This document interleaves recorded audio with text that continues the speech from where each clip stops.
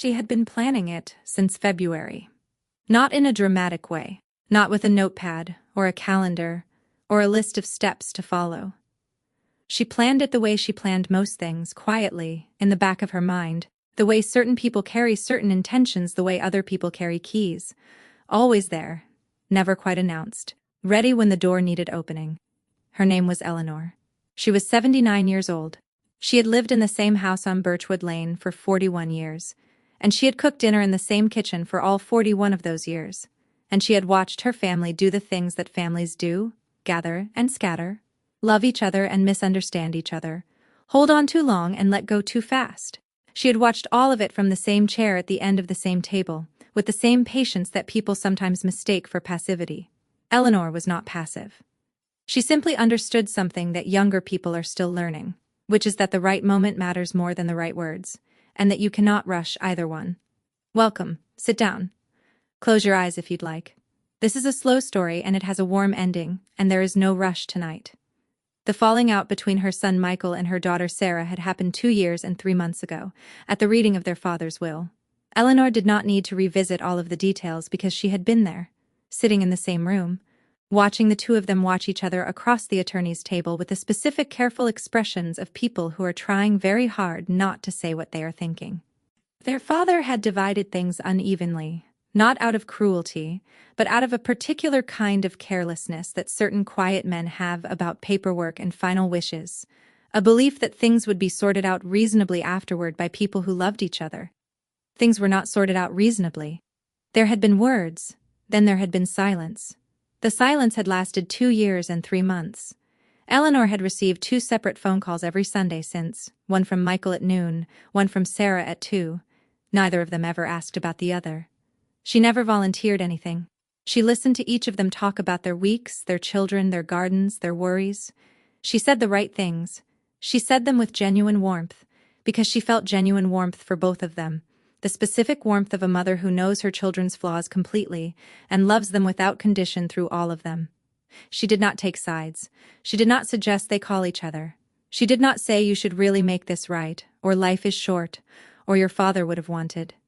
She simply made 2 phone calls on Sundays and waited for February to become March, and March to become the right Saturday in April. The invitation to Michael was brief. She called on a Thursday morning. She said she was making the lamb, the roasted lamb with the rosemary from the garden, the one she only made 4 or 5 times a year, the one he had been eating at her table since he was 7 years old. She said she would need him there at 6. She said she had been meaning to have him for a proper dinner for weeks. He said of course. He did not ask who else was coming. He assumed it was the usual, his mother, perhaps a neighbor, perhaps one of her friends from the garden club. He said he would bring wine. She said that would be lovely. The invitation to Sarah was the same phone call, word for word. Same lamb. Same Thursday morning, 40 minutes later. Same 6 o'clock. She would need her there. She had been meaning to have her for a proper dinner. Sarah said of course. She would bring flowers.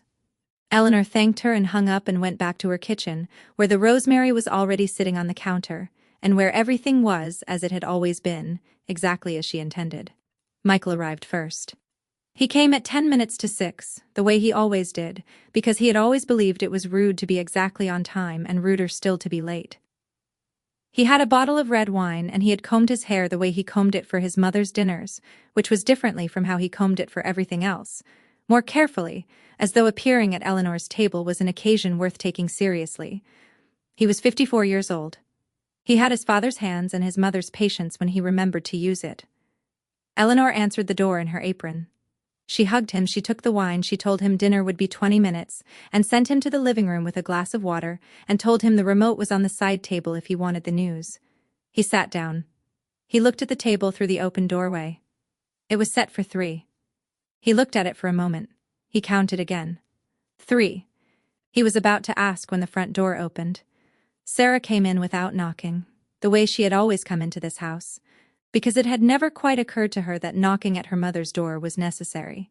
She had yellow tulips from the farmer's market, and she was wearing the blue coat, and she was saying something about the parking on Birchwood being worse than she remembered when she came through the hallway and turned into the living room and stopped. Michael was standing. They looked at each other. The room was very quiet. In the kitchen, Eleanor was checking the lamb. She did not come out. She allowed the quiet to sit exactly as long as it needed to sit, which was approximately 15 seconds. Then she called from the kitchen, in the same voice she had been using in that house for 41 years, warm, unhurried, as though nothing in the world was wrong and nothing in the world had ever been. She called out that the wine was on the counter if either of them wanted a glass. Neither of them moved for another moment. Then Sarah set the tulips on the side table. Then Michael went to the counter and poured 2 glasses of wine. He handed one to his sister. She took it. They did not speak yet. But they were in the same room, holding the same wine, waiting for the same dinner. And Eleanor, in the kitchen, heard the particular quality of a silence that is no longer hostile but simply careful, and she knew that the hard part was already over. Dinner was what it always was at Eleanor's table. The lamb was exactly right. There was bread from the bakery 2 streets over, and a salad she had made that morning, and the roasted potatoes that both of them had grown up eating, that neither of them had ever successfully replicated in their own kitchens, that tasted somehow of every dinner they had ever eaten in this house since they were small enough to need a cushion on their chairs to reach the table. Eleanor talked. She talked about the garden, which was coming back beautifully after a difficult winter. She talked about her friend Margaret from the garden club who had taken up painting at 77. She talked about the cardinal that had been coming to the feeder every morning for 3 weeks, and whom she had named Gerald.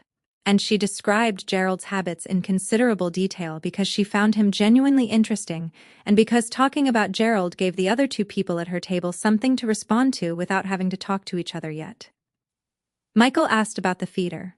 Sarah asked about the painting. Eleanor answered both questions fully and asked Michael about his work and asked Sarah about her youngest who had just started secondary school. Both of them answered. Eleanor listened to both answers with equal attention. By the time the bread was finished, Michael had passed the potatoes to Sarah without being asked, because the bowl was closer to him and she was reaching for it. She said, "Thank you." He said, "Of course." 2 words. The first ones they had said to each other in 2 years and 3 months. Small, true, enough. After dinner, Eleanor made tea. She made it the way she had always made it, which took longer than necessary and was better for taking longer. She moved around her kitchen at the pace of someone who had nowhere to be and intended to stay that way, and while she was making it she could hear from the dining room the tentative sound of a conversation beginning. She could not hear the words. She did not try to. She simply made the tea and set the cups on their saucers and cut 3 slices of the lemon cake she had made that morning. She put everything on the tray, and she carried it to the dining room. And when she came through the door, Michael was talking about something that had happened at work that week, and Sarah was listening. And neither of them looked up immediately when Eleanor came in, because they were in the middle of something. And Eleanor set the tray down very quietly so as not to interrupt. She sat in her chair at the end of the table. She poured the tea. She ate her cake.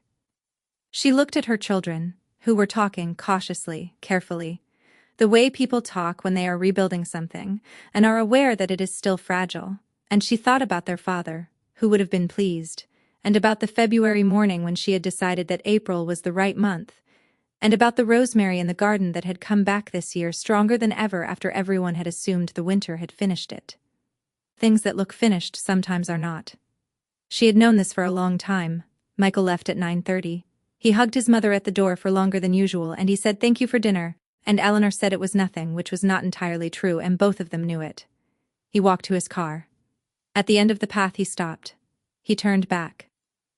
Sarah was standing in the doorway behind Eleanor.